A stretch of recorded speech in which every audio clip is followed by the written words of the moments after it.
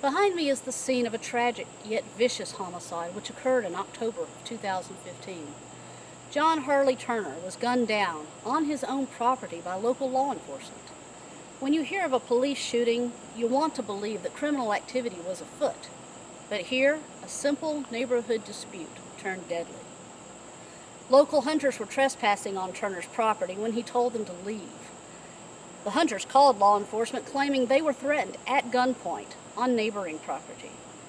When deputies from the Pickens County Sheriff's Department arrived, Turner was behind a fence with a closed gate, still on his own property, wearing a holstered .45 caliber handgun. The deputies immediately drew their firearms, ordering Turner to put the holstered weapon down, all the while refusing to state their reason for arrival. Turner refused, saying he had every right to have a firearm on his own property. The standoff continued for more than 30 minutes, the pistol never threatening the officers, and at one point, Turner even went into his home, returning moments later with a plastic gallon jug of water in one hand and a flashlight in the other. While briefly in the house and unbeknownst to Turner, two of the deputies had scaled the fence surrounding the property and were hiding, lying in wait, one beside the house, the other in the brush.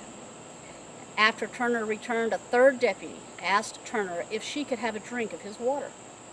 Turner began to offer her that when one of the hidden deputies, without warning, opened fire with beanbag rounds from a shotgun.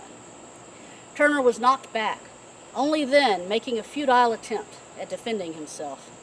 The deputies and supporting state patrol troopers, who had taken up sniper positions earlier, released a barrage of more than 100 rounds, killing Turner. Two deputies suffered gunshot wounds, but neither was shot by Turner. 5 months later, in this very rural farming community, 55 miles north of Atlanta, at 2 o'clock on a quiet Saturday afternoon, March 26, 2016, troopers from the Georgia State Patrol saw fit to randomly set up a roadblock less than 1/4 mile from the driveway to Turner's home. When a neighbor had heard about the checkpoint, he set out to witness this roadblock to visually confirm the checkpoint himself. This neighbor was troubled by the ongoing surveillance of his late friend's home and was concerned about the elevated police presence that had dogged this peaceful community. The video that follows shows just how corrupt law enforcement has become in the Appalachian Mountains of North Georgia. More specifically, it demonstrates how Georgia residents are not safe when troopers under the watch of Sergeant Tim Nichols, Post 28 of the Georgia Department of Public Safety, are on patrol.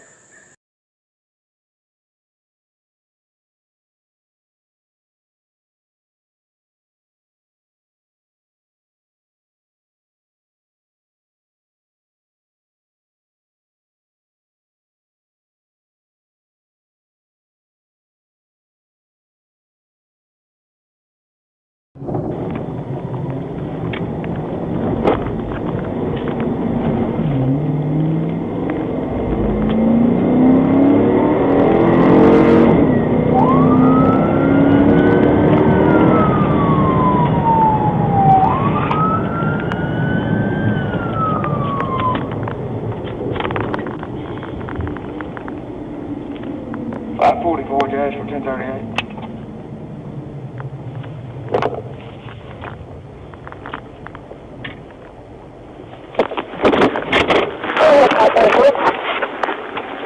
With you? Okay.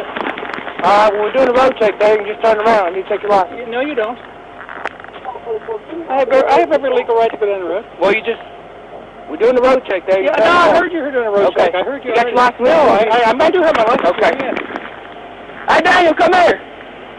I went down there because my neighbors complained that there was a roadblock on our street. I went down to see what was going on. Okay. He don't want to give me his license. I live right here. Okay.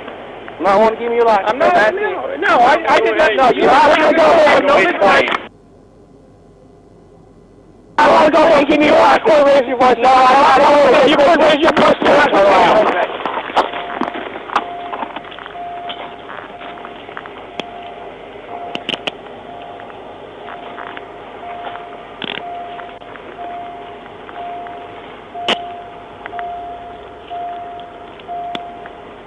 Got any knives on you? Any weapons? Nothing at all? You won't cooperate at all? All right. Okay. When we got a roadblock, and you turn around like that, we do. No, you don't. Okay. I mean, you have every right to come back to my house. Okay. Do what you want, man. Where's your license at? Got something like here. Third glass. Okay. This your house right here? Yes, it is.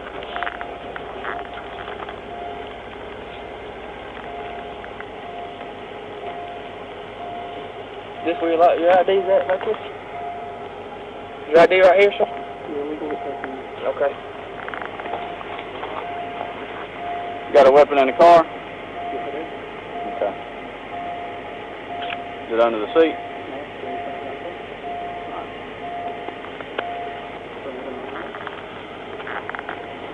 Put this right, stick this right here in your door. Your door's unlocked. What? Your back car door's unlocked. Yeah.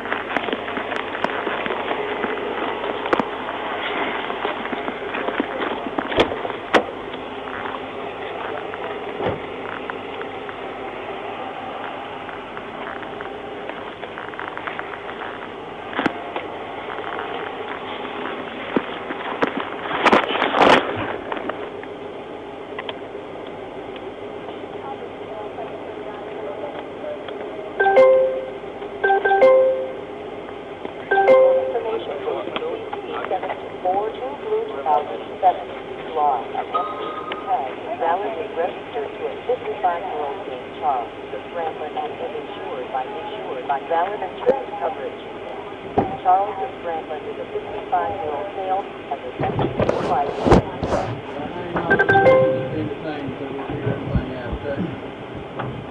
Charles Spradlin is a 55-year-old male and is sentenced to life.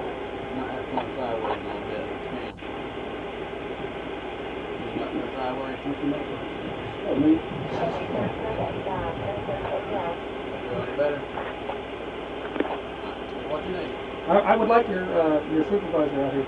Okay. Thank you. You're signed on team.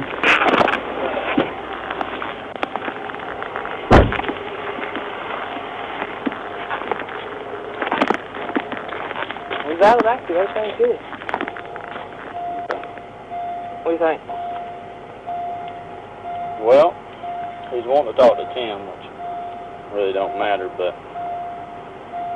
I'm going to ask him before we search the car and make sure that that's good, just in case he's got anything in here. Why he turn around when it's ain't us. We got 40 tires. Where boys right there?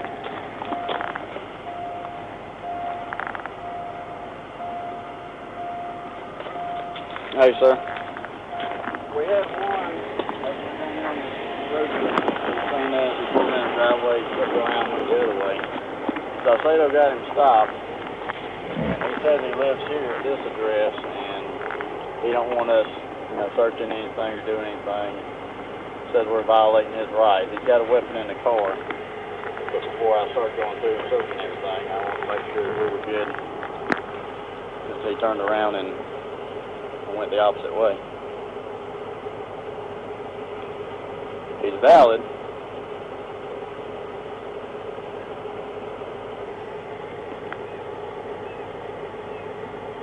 Okay, I know. Yeah. So I know in Atlanta we'd chase all of them that turned around and ran. So, yeah, he's requesting a supervisor, but I think we'll probably end up letting him go unless we find him. That's right now. What's that do? It is Charles A. Spradlin. Gotcha. I gotcha.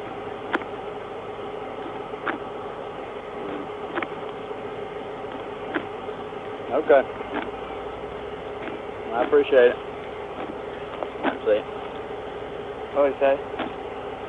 He can refuse the car being searched, and I guess technically he thinks he remembers reading that you can turn around from a road check, and it's okay. He don't know if that's 100% true. But this is the guy that complained on Rodney and gave him the finger and said he stopped him for no reason. So he said if we're going to take him to jail, then also we can inventory it and do all that. But what do you recommend? Cut him loose? I'd give him a warning. That way you got a reason, kind of a reason to stop him. You know what I'm saying? Yeah. Well, he got faulty tires. That's what I'm saying. If you give him a warning for that, he can't say, well, he's stopping for no reason. You can say, well, I can see his tires till he stopped, and you know he was slowly turning around. That's your PC to stop him right there. So we didn't search his car or violate any of that. Had a weapon on him or in his car.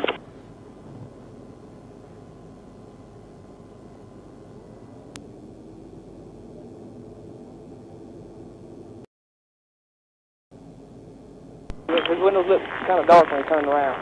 Yeah.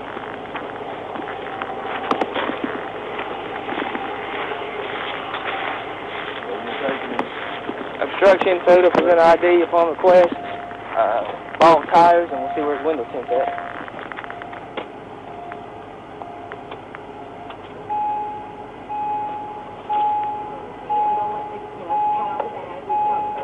Something that you do that's so unusual is you have this guaranteed Right on the line. buyback guarantee.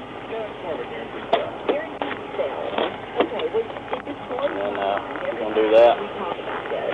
So explain to the I listeners. can inventory it. I'll get my gloves. Okay. I'm going to tell him he's under arrest.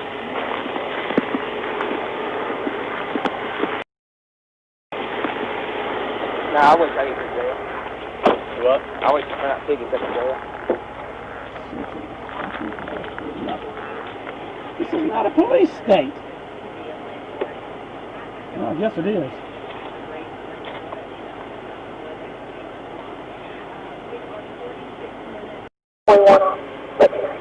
Well, at least you didn't shoot me like you did my neighbor.